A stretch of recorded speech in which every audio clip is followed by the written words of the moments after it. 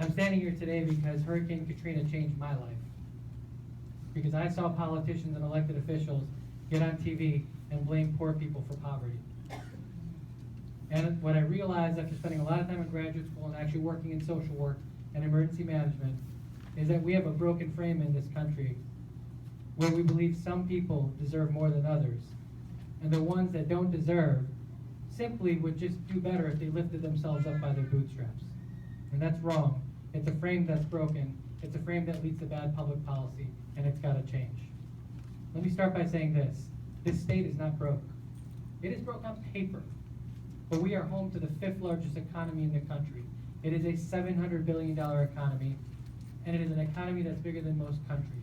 What we've never had is the political will to tax fairly and make sure that the wealthy pay their fair share. And all that ends up happening as a result of having a regressive tax structure is all of us end up fighting one another over scraps. And that's how we get to a point where we have a governor who employs divide and rule tactics and pits urban communities against rural communities, one school district against the next. And all we end up doing, like I said, is fight one another over scraps. So I'm proposing a new deal, a 21st century new deal between your state government and you. I can't think of a single time in history where hurting working people help working people. And that's what our governor wants. And so our new deal between your state government and you rests on 4 key planks.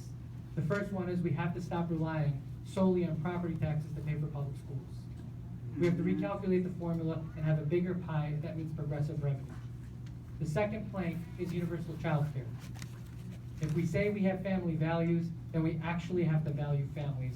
And that means having a child shouldn't put someone out of work. The third plank is a jobs and capital bill, and one that invests in communities equitably, rebuilding them. And what I mean by equity does not mean equal. Equity means you invest in communities that need it the most and ones that have been left behind. And then the fourth plank, and the only reason we talk about criminal justice reform, is because we have not done enough to invest in public schools. We haven't invested in universal child care and supporting working families, and we haven't done enough to create middle-class jobs in communities that have been ravaged by automation or outsourcing or globalization or disinvestment. And so with criminal justice reform, it's important that we legalize and regulate and tax marijuana. It's also important that we have mental health service access all over the state, not just in a few areas. We also have to make sure that we pass a budget so we fund social service provision.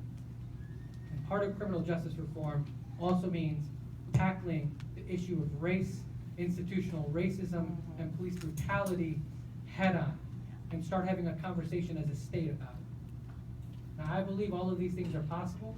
All of these things require revenue. But I believe that we must invest in one another, and that means recognizing that we're one state. We're not red and blue. We have our political differences, but if we continue to divide ourselves at the bottom based on where we live, based on whether you work in a union household, based on whether you live in central or southern Illinois, we're on a race to the bottom. And the only person who benefits, and the only people who benefit, is a plutocracy who doesn't want us to unite around creating a more progressive and just state. So I want to close by saying this. It's an honor to be here. It's an honor to be here with the committeemen and with my fellow Democrats. They're all good people. At the end of the day, we need to unite as a party. But everyone up here is a good person, all recognizing that we need to move away from the politics of divide and rule. Thank you so much.